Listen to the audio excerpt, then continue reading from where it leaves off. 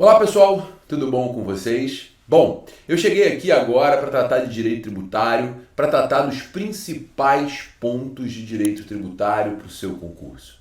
E os principais pontos são muito relevantes, porque cá entre nós, o direito tributário ele está o tempo todo sendo revisto pelos nossos tribunais. O direito tributário está no foco dos tribunais superiores, STF e STJ, e a jurisprudência ela está sendo alterada diuturnamente.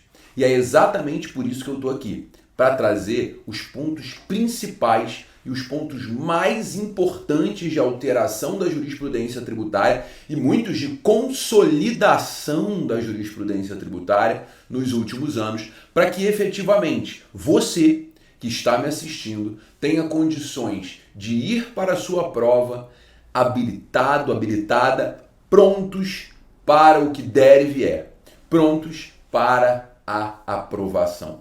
O objetivo aqui é abordar o maior volume possível de matéria, de conteúdo, como se fosse uma grande revisão para que você possa repassar os tópicos principais. Então, sem mais delongas, vamos começar pelo começo.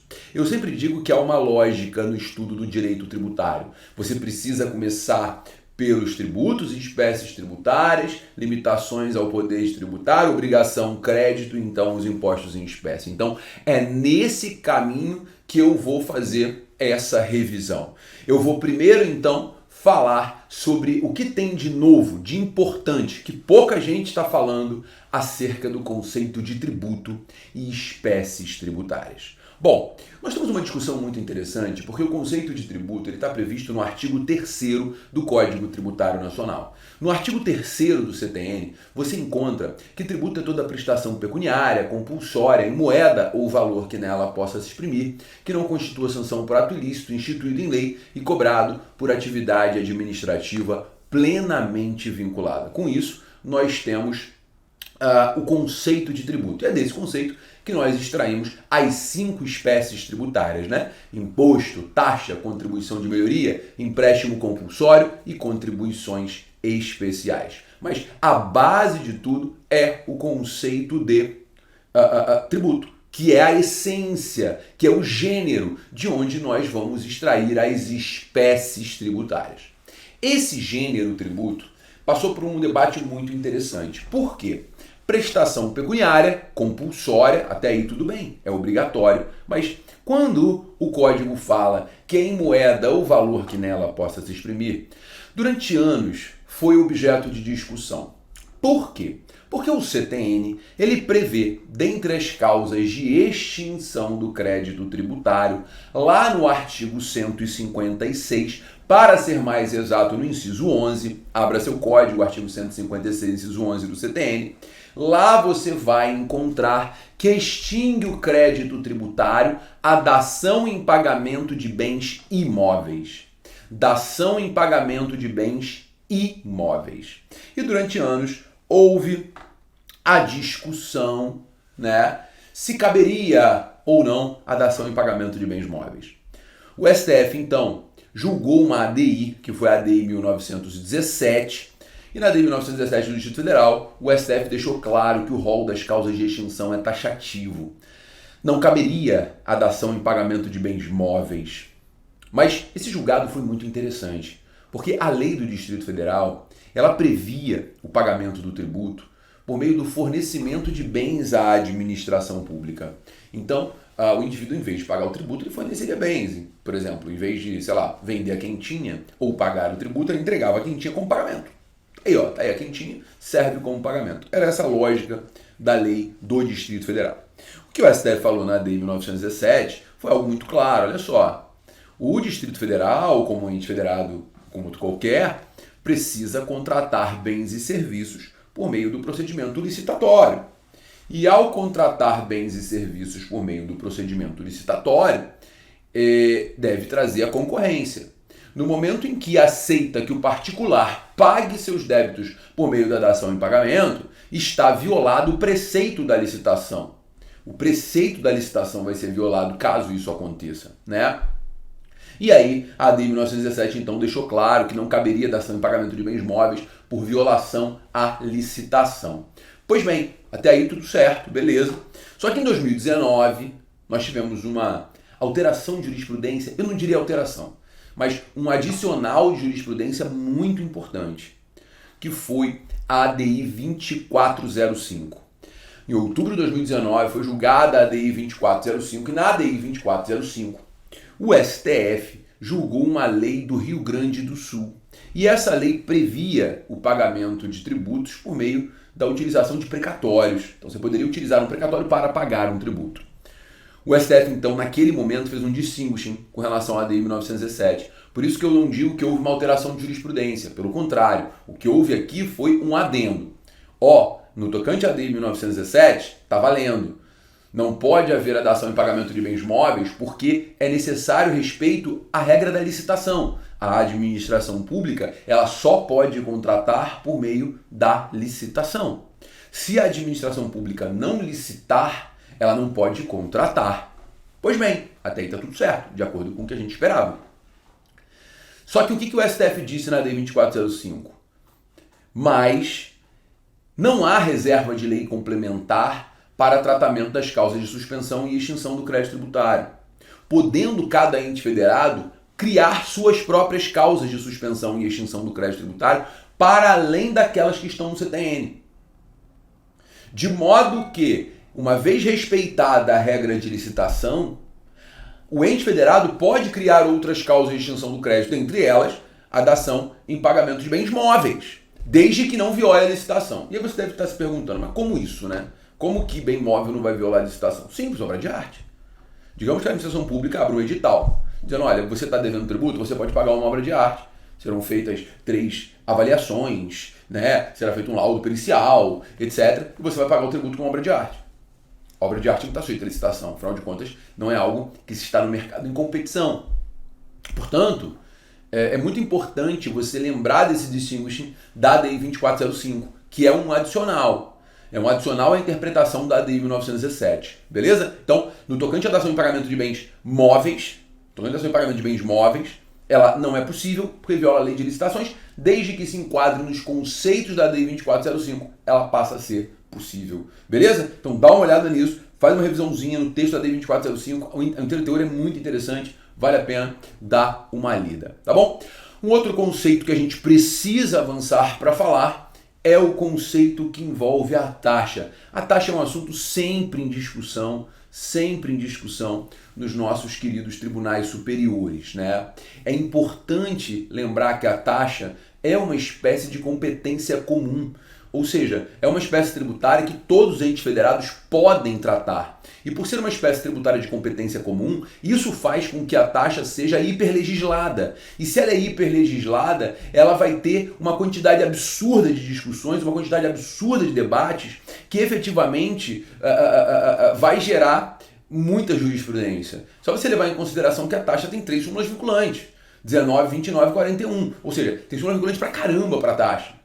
São 5% das súmulas quase. Então assim, quando a gente fala de taxa, a gente tem sempre uma questão de prova em frente do nosso olhar, né?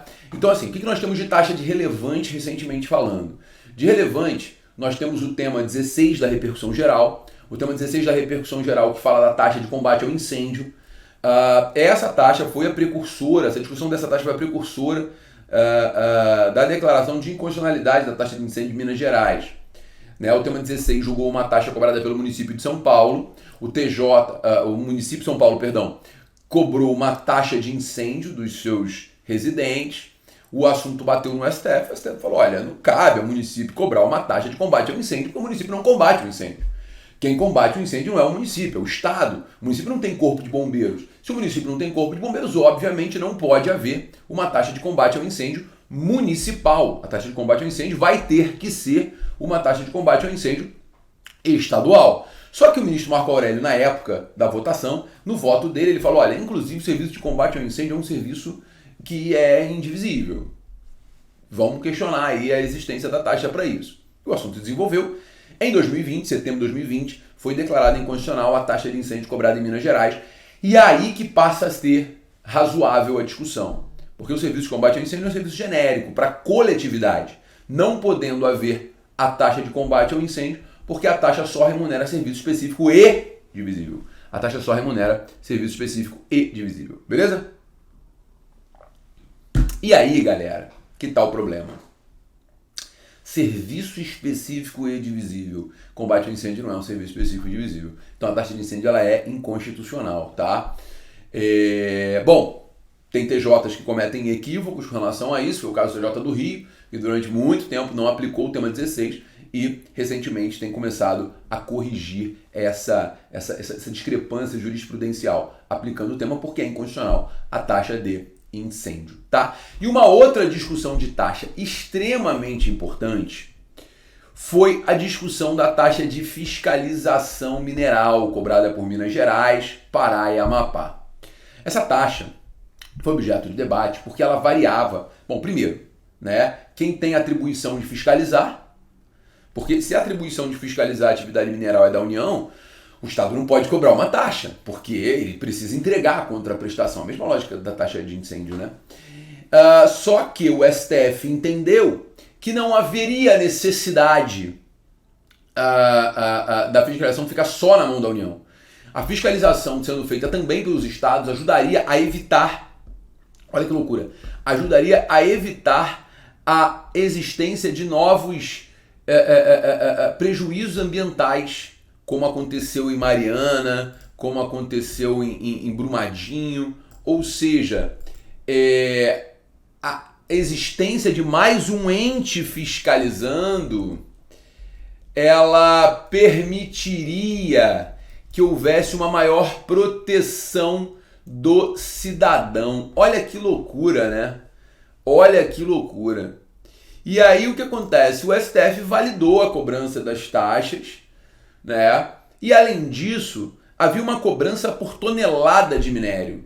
Por tonelada de minério, né? E essa cobrança por tonelada de minério não seria inconstitucional, disse o STF, porque se a atividade ela é uma atividade altamente rentável, o particular deveria e poderia pagar mais, porque aquilo representaria uma maior capacidade contributiva. Ou seja, é o STF reconhecendo expressamente a aplicação do princípio da capacidade contributiva previsto no artigo 145, parágrafo 1º da Constituição, às taxas.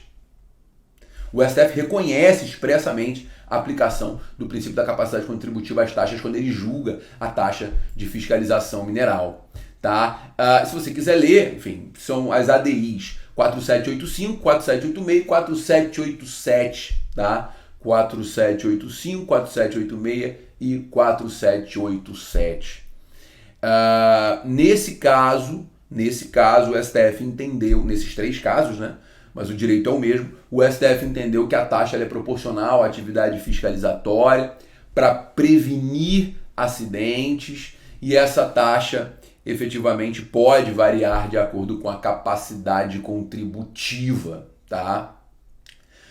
Porque a atividade mineral é uma atividade altamente rentável e efetivamente altamente prejudicial ao meio ambiente, cabendo uma cobrança até como meio de desestímulo à exploração mineral. Esse foi o entendimento do STF. Taxa extrafiscal é algo que eu realmente nunca tinha visto, mas é o que se tem para hoje. Beleza, galera? Tranquilo? Então, dá uma lida na DI 4785, 4786, 4787, porque elas são... Vou dar uma lida em uma, que já é o suficiente, né? O direito é o mesmo para as três. Beleza? Bom, falamos de taxa, aí a gente vai avançar mais um pouquinho agora dentro das espécies tributárias para falar de uma discussão que eu particularmente acho muito interessante, que é a discussão das contribuições especiais, mais especificamente as contribuições profissionais. As contribuições especiais estão no artigo 149 da Constituição, né? E efetivamente essas contribuições têm como característica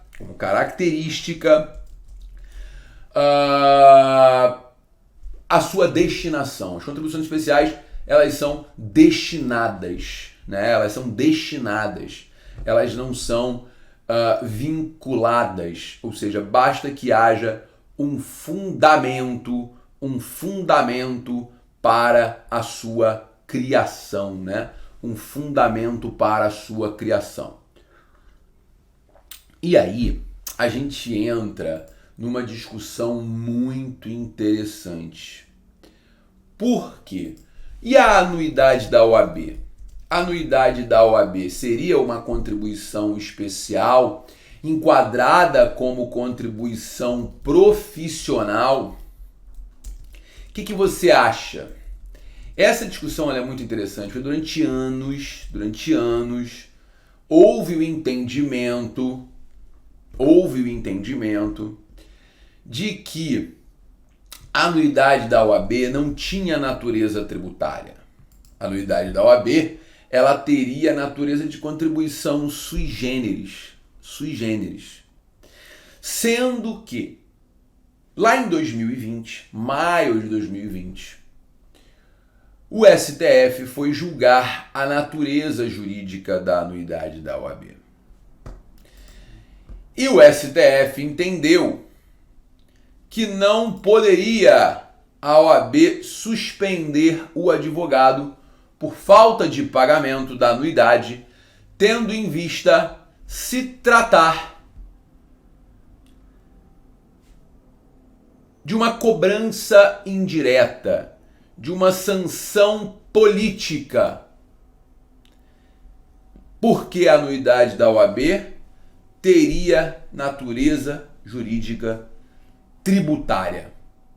Isso foi lá no recurso ordinário 647885, 19 de maio de 2020, tá? 647885. Sendo certo que o STF, agora em 2023, ao julgar o recurso extraordinário 118.2189, recurso extraordinário 118.2189, entendeu que a OAB não se submete à fiscalização do TCU. Por que a OAB não submete à fiscalização do TCU? Porque a sua anuidade não tem natureza jurídica tributária. Ou seja, tem ou não tem natureza jurídica tributária?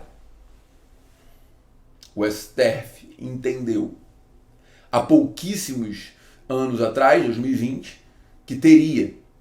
E em 2023, o STF volta atrás e diz que não tem a anuidade natureza jurídica tributária. Ou seja, a anuidade do STF não tem natureza jurídica tributária de acordo com a nossa querida Suprema Corte. Cuidado, porque são dois posicionamentos diametralmente opostos e profundamente perigosos. Muito cuidado com isso.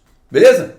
Bom, dito isso, é o último ponto de grande divergência dentro do tributo e espécies tributárias. A gente avança então para falar dos pontos mais relevantes e novos no tocante às limitações constitucionais ao poder de tributar, princípios e imunidades. Não tivemos nenhuma grande alteração jurisprudencial no tocante aos princípios tributários, nenhuma grande alteração jurisprudencial de acordo com os princípios tributários, mas eu sempre recomendo que os princípios sejam objeto de profundo estudo, legalidade, anterioridade, dentro da anterioridade analisar a irretroatividade, são conceitos muito importantes, tá? Mas, no tocante às imunidades tributárias, nós temos alguns tópicos que merecem a nossa atenção, né? O primeiro tópico que merece a nossa atenção é a imunidade recíproca, só para reforçar um conceito importante.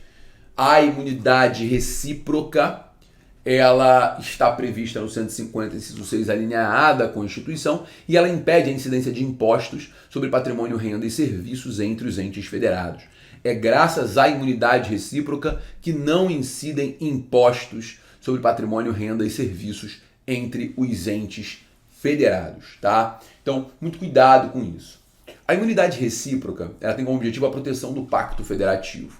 E dois tópicos que eu queria falar aqui com vocês, um deles é o seguinte: se o imóvel é de propriedade do ente federado, da União, do Estado, Federal, município, e ele é cedido ao particular, a imunidade ela não se aplica se o particular explorar a atividade econômica. Se o particular explorar a atividade econômica, não tem imunidade tributária. Por quê? Porque se o particular explorar a atividade econômica, ele não pode ter a imunidade. Caso contrário, ele terá um benefício que o concorrente não tem, ferindo a livre concorrência. Isso teria, então, um impacto na livre concorrência. E esse impacto na livre concorrência, que efetivamente deve ser rechaçado pelo judiciário. E foi o que o STF fez. Tá? Então, não se aplica a súmula vinculante 52 se o imóvel for de propriedade do ente federado cedido ao particular que explora a atividade econômica. Por outro lado, se o particular não explorar a atividade econômica, se ele estiver prestando um serviço que seja essencial, obviamente, a imunidade se aplica, a imunidade se mantém. E foi o entendimento adotado no julgamento do aeroporto de São Gonçalo do Amarante, lá no Rio Grande do Norte. Por quê? A concessionária alegava, mas eu não tenho que pagar IPTU da pista. A pista é de interesse público, eu não estou concorrendo com ninguém. A pista é de interesse público e é a maior parte do meu aeroporto. Você quer dizer que eu estou explorando comercialmente a área das lojas? Beleza, eu até aceito que você fale isso. Agora, a pista não. A pista é de interesse público, então tem que ser imune. E o STF assim entendeu. Então, muito cuidado. O imóvel de propriedade do ente federado cedido ao particular permanece imune se for utilizado para finalidade de interesse público. Se for utilizado para finalidade de interesse público, permanece imune. Se for utilizado para finalidade de interesse privado, para angariar dinheiro, aí obviamente não haverá a aplicação da imunidade tributária. Nesse caso, obviamente não haverá a aplicação da imunidade tributária, beleza? Joinha, fácil, não há dúvidas. Legal, legal. Pessoal, dito isso, a gente tem um outro tópico de imunidade recíproca que tem que ser dito. O parágrafo 3º do artigo 150 da Constituição veda a imunidade recíproca a quem explora atividade econômica. Então, pessoa jurídica de direito privado não tem direito à imunidade recíproca. Né? A gente está falando aqui de sociedade de economia mista, não tem direito à imunidade recíproca à empresa pública, porque são pessoas jurídicas de direito privado. A lógica é a mesma, proteger a livre concorrência. Sendo certo que os Correios, um belo dia, foram até o STF e falaram: STF, olha só, eu exerço monopólio, eu sou Correios. Monopólio constitucional, eu presto serviço essencial. Se eu quebrar, não tem mais serviço postal no Brasil. O que o STF fez? O STF foi lá e estendeu a imunidade para os Correios. Disse: oi, tá aqui, ó, querido, eu tenho imunidade. Pois bem, os Correios passaram a ser imunes. E aí diversas empresas públicas e sociedade de economia mista foram ao STF pedir também. Diversas empresas públicas e economistas foram até o STF e falaram: olha, eu também tenho, eu também presto serviço essencial, eu também exerço monopólio, etc, etc. E aí o que aconteceu? Bom, surgiu uma outra discussão. E se a empresa pública ou a sociedade de economia mista prestar serviço essencial, mas tiver fim de lucro? Foi o que aconteceu com a Sabesp. A Sabesp, Companhia de Água de São Paulo, ela presta serviço essencial mediante monopólio. Mas ela tem ações na Bolsa. E o seu objetivo é remunerar os acionistas. Ora bolas, se o seu objetivo é remunerar os acionistas, a Sabesp vai ter imunidade? Obviamente que não. Se o objetivo é remunerar os acionistas, a Sabesp não pode ter imunidade. Tema 508 da repercussão geral. Tema 508 da repercussão geral. Esse tema é de extrema importância, senhoras e senhores. É aquela questão da exceção da exceção. Por quê? A imunidade não se estende à empresa pública de economia mista. Exceção: se prestar serviço essencial mediante monopólio. Exceção: se prestar serviço essencial mediante monopólio, mas o objetivo for remunerar o sócio, não vai ter, ou o acionista, não vai ter a imunidade tributária. Belezinha? Fácil? Show de bola? Maravilha. Povo, dando sequência aqui a esse nosso bate-papo, nós temos um outro ponto que precisa ser analisado dentro da imunidade, que é, obviamente, a Emenda Constitucional 116. A Emenda Constitucional 116 introduziu na Constituição, lá no artigo 156, o parágrafo 1º Azão. Parágrafo 1º A maiúsculo. E no parágrafo 1º A maiúsculo você vai encontrar a imunidade do IPTU para os templos religiosos locatários. Exatamente isso. A imunidade do locatário não se estende ao proprietário, nunca se estendeu. Esse entendimento do STF sempre foi consolidadíssimo. Então, o templo religioso, ele alugava um imóvel e, apesar do tempo ser imune aos impostos sobre patrimônio e renda de serviços, né, 150, inciso 6, a linha B da Constituição, apesar da imunidade, o que acontecia? O templo religioso que era locatário não tinha esse direito. Então o templo ele acabava gastando muito pagando o IPTU, né, porque o imóvel era de propriedade de um terceiro. E esse templo não tinha o imóvel porque não tinha grana, porque era um tempo que acabou de começar, porque é um tempo que não tem condições de comprar nada. Essa era a lógica. Então, se não tinha condições de comprar nada, não tinha, obviamente, a propriedade para falar da imunidade tributária. Então, o Congresso se reuniu e emendou a Constituição. Só que muito cuidado com essa emenda, porque a emenda constitucional 116 ela é muito específica. E aí que está o ponto que você tem que tomar cuidado, porque ela é muito, mas muito, ela é específica num grau bizarro. Por que ela é específica num grau bizarro? Porque ela deixa muito claro que a imunidade ela se estende somente ao imóvel alugado ao templo religioso e com relação ao IPTU.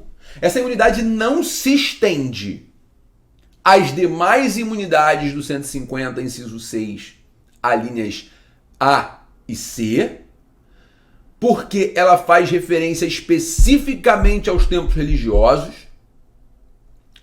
Essa imunidade não se estende ao ITR, Imposto Territorial Rural, ela se aplica exclusivamente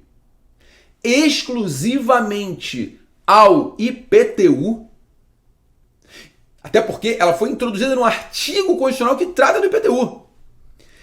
E ela não se aplica aos contratos de comodato, porque ela é expressa no tocante à locação. Ela é expressa no tocante à locação. Então, muito cuidado com isso. A imunidade do templo religioso, da emenda constitucional 116, ela é muito restrita. É uma extensão? É, mas é uma extensão restrita àquela condição que está prevista no texto, na redação da emenda. Ok? Então vai lá no parágrafo 1º do artigo 156, grifa, porque isso é questão de prova.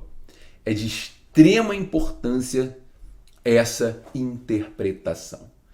Beleza, galera? Tranquilo? Não há dúvidas? Show de bola. Pessoal, só para fazer um comentário rápido, a linha C da necessidade beneficente de assistência social, ela continua sendo complementada pelo 14 do CTN, tá? Nesse momento não há lei complementar regulamentando, a gente aplica o 14 do CTN, eu falo isso porque foi editada a lei complementar 187 para regulamentar a imunidade lá do 195, parágrafo 7º, tá? A lei complementar 187, ela foi editada para complementar lá o 195, parágrafo 7º da Constituição, belezinha? Fácil, show de bola? Bom, galera, é isso. Então nós estamos diante aqui de alterações importantes que efetivamente podem impactar na sua prova. Mas vamos fazer o seguinte, vamos dar um corte e no próximo bloco a gente continua já falando das alterações no tocante à responsabilidade tributária e dicas mais específicas. Vamos lá, no próximo bloco a gente continua. Bom, vamos dar continuidade a esse nosso bate-papo aqui que está bem interessante. Pessoal, a gente tem mais uns tópicos para falar dessa revisão que a gente tem que ficar atento. Tópicos esses que merecem muita atenção, principalmente no tocante à figura da responsabilidade tributária. A responsabilidade tributária, ela prevista no CTN, ela é a responsabilidade por transferência. O CTN não prevê substituição tributária, né? As hipóteses de substituição tributária, elas são constitucionais. Elas são constitucionais. Agora, é interessante lembrar que no tocante à substituição tributária, nós não temos grandes discussões, né? Nenhuma alteração jurisprudencial que efetivamente impacte na nossa conversa. O que nós temos, né, basicamente, é que caso haja, né, o fato gerador presumido acontecendo a menor, cabe a restituição do ICMS. Esse é o tema 201 da repercussão geral, né? O tema 201 da repercussão geral deixa claro que cabe a restituição da diferença do ICMS pago a maior no regime de substituição tributária para frente, se a base de cálculo efetiva for inferior à presumida. O que acontece? Na substituição tributária, o primeiro ente da cadeia produtiva recolhe o tributo substituindo os elos seguintes da cadeia produtiva. Então, o primeiro ente recolhe o tributo da cadeia produtiva inteira com base no fato gerador presumido, na presunção de que vai acontecer a venda. Se a venda não acontecer, cabe a restituição. Está lá no 195, parágrafo 7º da Constituição. O 195, parágrafo 7º, ele foi muito claro com relação a isso, né? Efetivamente, o 195, parágrafo 7º, ele diz com todas as letras, né, que cabe a restituição caso o fato gerador presumido não aconteça. E no caso do tema 201, foi exatamente o que aconteceu. Né? O tema da repercussão geral número 201, ele é muito claro, porque efetivamente, se a lei prevê que o fato gerador presumido é a venda acontecer ao consumidor final por 100 mil, e a venda acontece por 80, o fato gerador presumido não aconteceu. Então, cabe a restituição parcial. Então, nesse caso, cabe a restituição parcial. É absolutamente indiscutível o cabimento da restituição parcial nesse caso. Tranquilinho, gente? Fácil. Não há dúvidas. Então, esse assunto não tem nenhuma alteração, mas é importante que você saiba. Se o fato gerador presumido não acontecer, cabe a restituição. Se o fato gerador presumido acontecer menor, cabe também a restituição. Beleza, galera? Só que nesse caso, a restituição parcial e não a restituição total. Tá? E aí a gente parte para as hipóteses de responsabilidade tributária propriamente dita, as hipóteses do CTN, né, que são as hipóteses de responsabilidade por transferência. Aqui não temos grandes pontos a serem abordados, nós temos efetivamente pontos a serem abordados no tocante à responsabilidade pessoal, lá do artigo 135 do nosso Código Tributário Nacional. No artigo 135 do CTN, está prevista a responsabilidade pessoal no caso do indivíduo agir dolosamente. Se o indivíduo agir dolosamente com fraude, agir com a intenção de fraudar, inadimplir o tributo com um esquema de inadimplemento, efetivamente nós estamos diante de uma hipótese de enquadramento na responsabilidade pessoal. É importante lembrar que na forma do artigo 135 do CTN, responderão pessoalmente ao infringir a lei, contrato social, estatuto ou agir com excesso de poderes, o empregado da empresa, o diretor, o mandatário, o preposto, o gerente, desde que se comprove o dolo. O mero inadimplemento do tributo não gera a responsabilidade pessoal. Isso está lá na súmula 430 do STJ. O mero inadimplemento não gera a responsabilidade pessoal. Da mesma forma que a gente tem que tomar cuidado, porque existe uma hipótese de responsabilidade pessoal em que o dolo é presumido, que é a súmula 435 do STJ. Caso a empresa mude de endereço sem informar ao fisco, nós temos uma hipótese em que o dolo ele é presumido.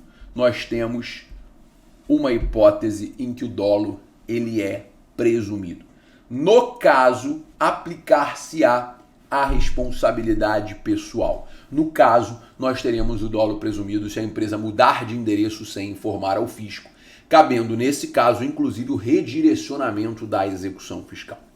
Aproveitando o gancho para falar de execução fiscal, o que na prática acontece demais, o ponto é o seguinte: execução fiscal promovida contra a pessoa jurídica, contra a empresa.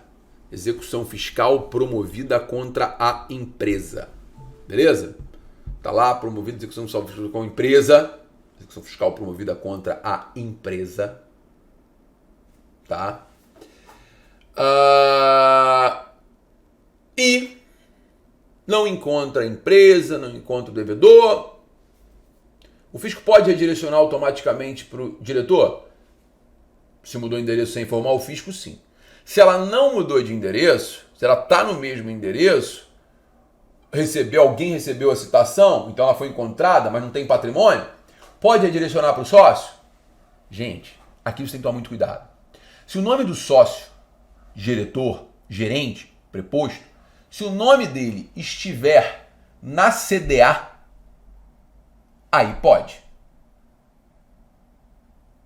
Agora, se o nome dele não estiver na CDA, o fisco só poderá redirecionar a execução caso comprove a existência de dolo.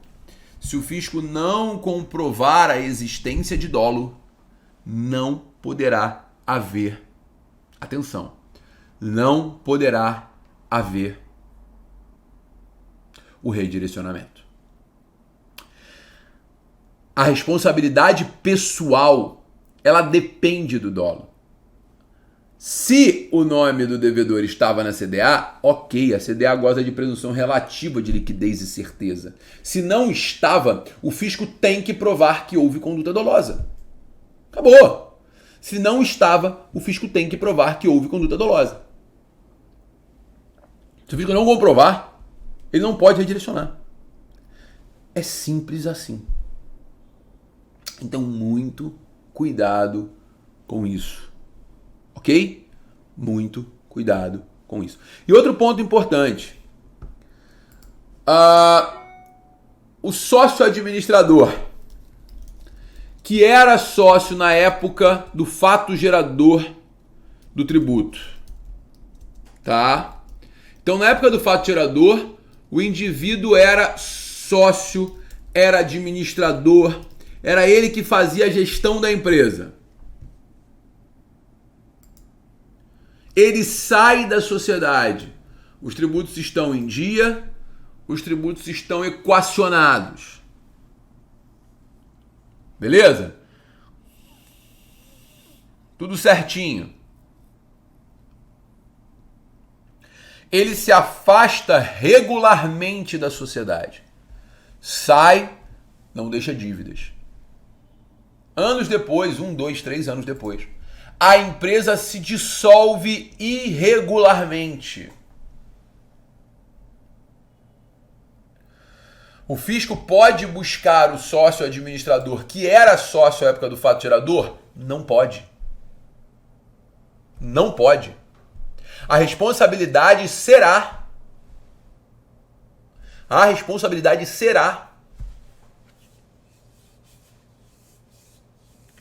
daquele sócio que foi responsável pela dissolução irregular. Aquele que geria a empresa no momento da dissolução irregular. Então, muito cuidado com isso. Muito cuidado com isso. Ok? Belezinha? Fácil? Bom, preste bem atenção.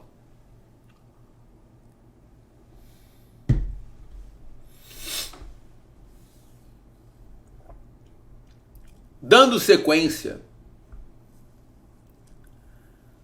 a gente está dentro dessa sequência do código, né? Falamos de responsabilidade aqui na parte mais importante. A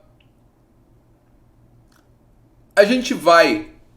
Causas de suspensão, não tem grandes discussões novas sobre isso. O que nós temos é o entendimento do STF, aliás, do STJ, aliás, fica atento nisso, né?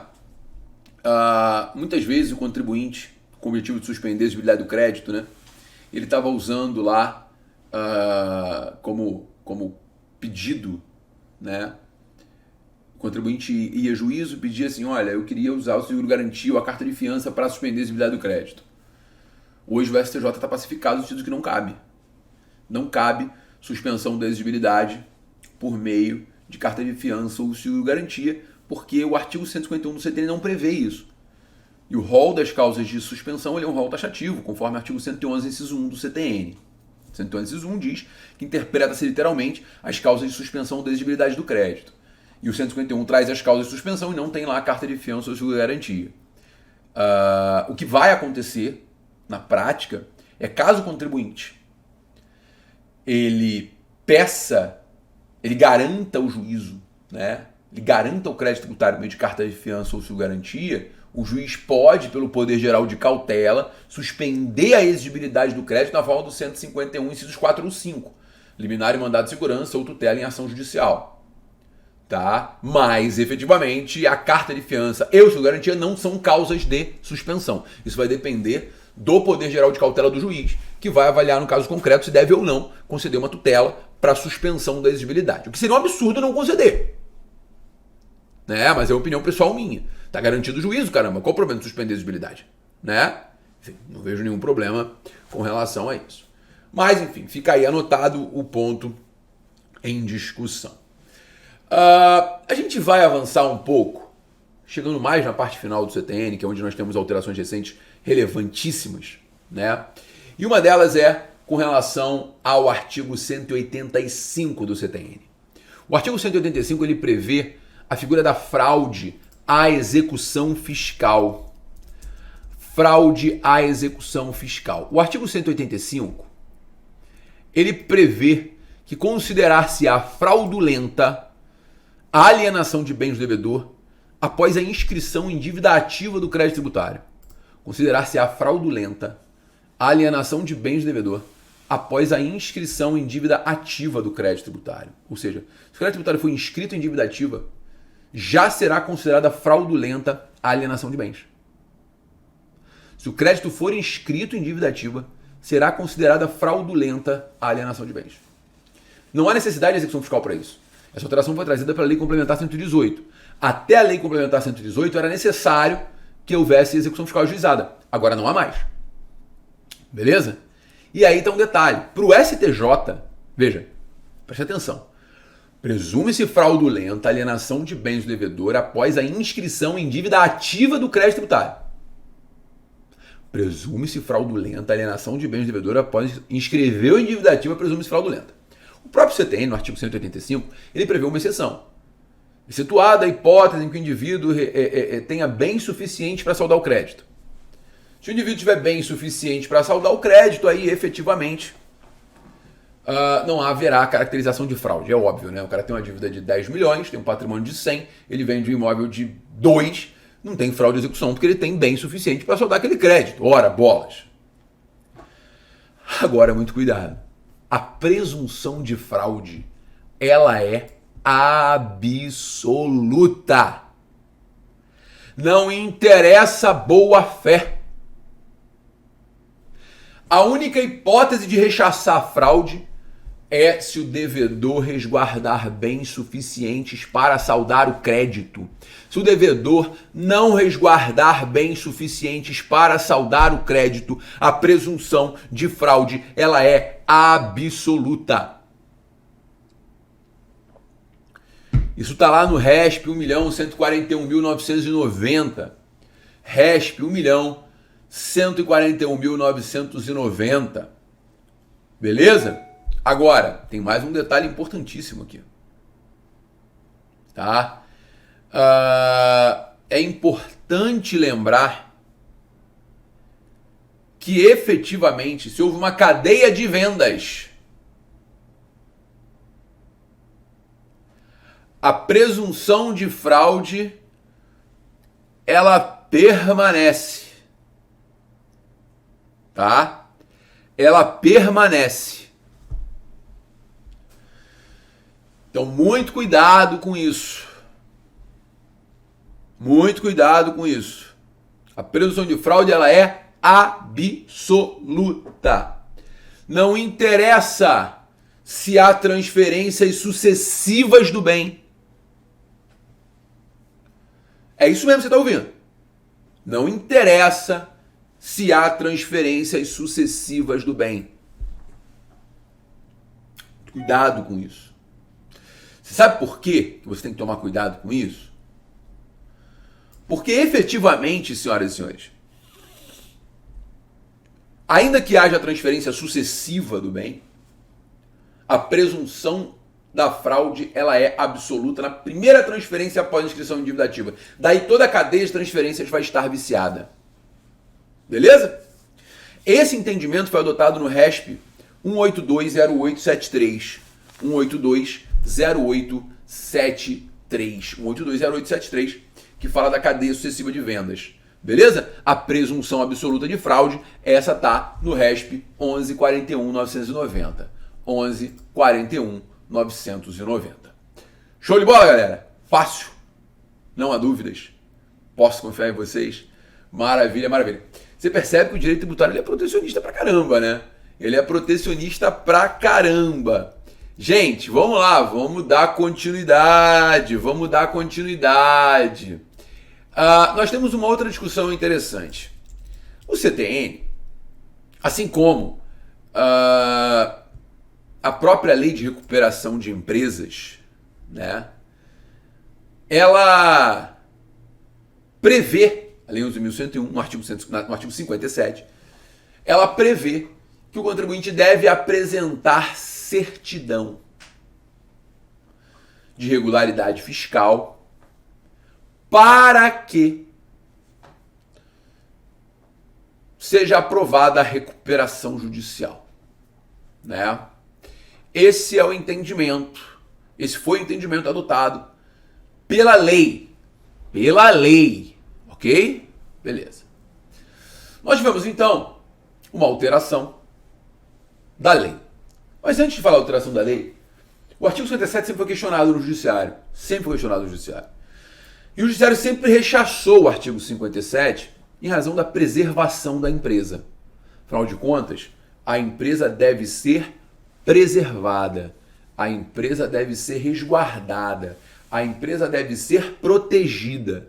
Se a empresa deve ser preservada, se a empresa deve ser resguardada, se a empresa deve ser protegida, necessariamente a exigência da certidão de regularidade fiscal no momento da recuperação, ela tem que ser afastada, porque o argumento principal é que não havia meios para saldar aquele crédito, para obter uma certidão de regularidade fiscal, porque efetivamente o crédito tributário é muito elevado.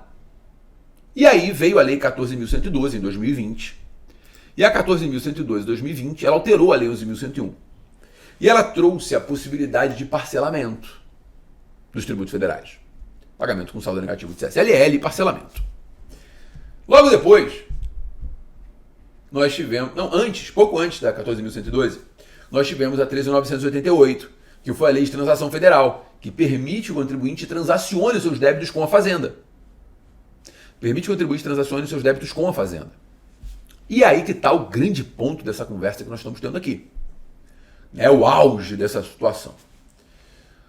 O STJ, os TRFs, os TJs, todos os tribunais do Brasil, não tinha exceção, até o Justiça do Trabalho, mentira, o Justiça do Trabalho não conta. Mas, enfim, todos os TJs tinham um entendimento relativamente pacífico, no sentido de que a exigência da certidão era muito onerosa para a recuperação judicial.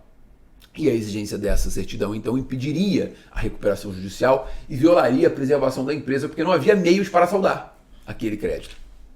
Não havia meios para parcelar, não havia meios para negociar. E foi aí que surgiu a Lei 14.112, nesse cenário, dizendo, olha, aqui tem parcelamento, foi aí que veio a transação, olha, aqui tem parcelamento, aqui tem acordo, não é bem assim, você não pode ficar alegando que não tem como pagar, porque tem. Senhoras e senhores, a 14.112 foi o grande ponto dessa história. E o STJ julgou o RESP número 20.53.240. RESP 20.53.240. No RESP 20.53.240, o STJ mudou o posicionamento histórico e passou a prever a necessidade de certidão de regularidade fiscal na forma do artigo 57 da 11.101. Sob o argumento de que agora o contribuinte tem meios para negociar. Tem a transação na esfera federal, tem o próprio parcelamento da Lei 14.112. Então essa é uma mudança histórica da jurisprudência. Presta bem atenção no que eu estou falando, que isso é uma mudança histórica da jurisprudência. Ponto fundamentalíssimo que você precisa ter em mente. Por quê? Isso foi alterado agora, em outubro de 2023. Essa alteração de jurisprudência é fundamental porque muitas empresas não vão conseguir a recuperação judicial sem que elas apresentem a certidão de regularidade fiscal. E outro ponto relevante que o STJ deixou claro. A exigência da certidão vai ser só para a esfera federal, tá? Porque só na esfera federal que tem meios de transação, de parcelamento. Se os municípios e estados não adequarem suas normas, prevendo parcelamentos especiais, prevendo transação, vão continuar chupando o dedo na recuperação judicial. Vão continuar chupando o dedo na recuperação judicial. Por quê? Porque o STJ foi claro. Só é possível a exigência porque hoje há meios para negociação. O contribuinte negocia se não quiser. Agora, se na esfera estadual ou na esfera municipal não tiver meios para negociação, esquece. Não vai poder haver a exigência da certidão. Cuidado com esse descrime, que ele é de suma importância. De suma importância. Só pode haver a exigência de certidões na esfera federal porque há leis que permitem a transação, porque há leis que permitem o parcelamento. Se não houvesse, continuaria havendo a aplicação do entendimento majoritário anterior. E na prática, nós temos situações muito engraçadas. Nós temos o primeiro caso em que essa discussão foi instaurada aqui no Rio de Janeiro, que foi da Rede Otom de Hotéis.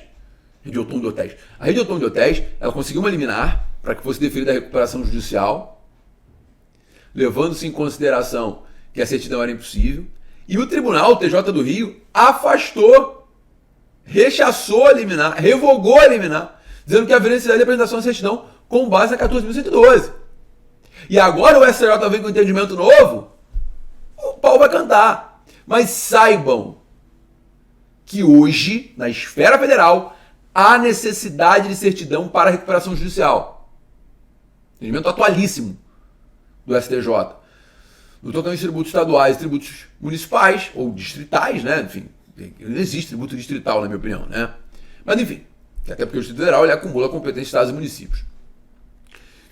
Nesse caso, o ente federado tem que ter lei própria, caso contrário, ele não poderá exigir essa certidão. Belezinha, galera? Fácil. Tá tranquilo? Bom, percebe-se aqui que as discussões são muito profundas, né? Nós temos alterações gravíssimas na jurisprudência, alterações profundas na jurisprudência, e a gente precisa tomar muito cuidado com elas, porque são alterações que impactam muito gravemente, né? Muito gravemente no direito tributário. Bom, dito isso, a gente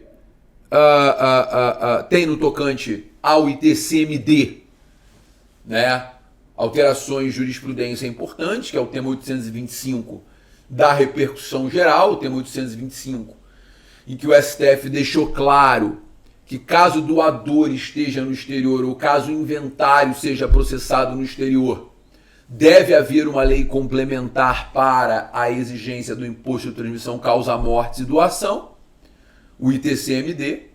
É uma alteração também jurisprudencial profunda do STF, porque antigamente o ministro Lewandowski tem até um voto sobre isso muito interessante, em que ele fala que na ausência da lei complementar federal, o sistema tributário tem que ser aplicado, o sistema tributário tem que ser efetivado, né? Não pode o Estado ficar à mercê da legislação federal. Então, nesse caso, cada Estado poderia criar lei própria, disse Lewandowski, né? No voto condutor do entendimento adotado anteriormente pelo STF.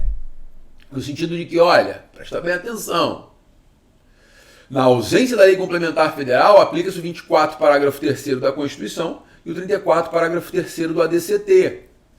No sentido de que cada ente federado poderá editar leis próprias para dar efetividade ao sistema tributário. Entendimento esse que, infelizmente, foi alterado pelo nosso querido STF no tema 825, dizendo que na ausência de lei complementar, o ente federado não pode usar lei própria para tratar do assunto. Na ausência de lei complementar, o ente federado não pode usar lei própria para tratar do assunto. Então, muito cuidado com o tema 825, que é uma alteração relevante na jurisprudência do STF com relação ao imposto de transmissão causa-mortes e doação. Tá? Bom, no tocante ao ICMS, nós não tivemos uma grande alteração jurisprudencial. O que nós temos é uma consolidação de uma discussão passada, pretérita, que efetivamente aconteceu, E foi com relação ao software. Antigamente, chegou no... Antigamente assim, em 98, chega no STF o recurso extraordinário para discutir se incide ICMS ou ISS sobre software. À época, o entendimento era que software de prateleira seria fato gerador de ICMS e o software elaborado, personalizado, seria fato gerador de ISS. Essa discussão morreu, né? Ela não existe mais, porque não existe mais software de prateleira. O STF, então, em 2022, entende que sobre software só incide ISS por se tratar de uma prestação de serviço, por se tratar de uma prestação de serviço. E por ser uma prestação de serviço, obviamente, incide ISS e não o ICMS. Essa foi uma discussão travada por 20 anos no judiciário e hoje está pacificado o afastamento da incidência do ICMS porque não há troca de titularidade, né? Afinal de contas, o ICMS ele pressupõe para sua incidência a troca de titularidade. Lembrando que um outro assunto sobre ICMS julgado pelo STF, fundamental, importantíssimo, foi a ADC 49.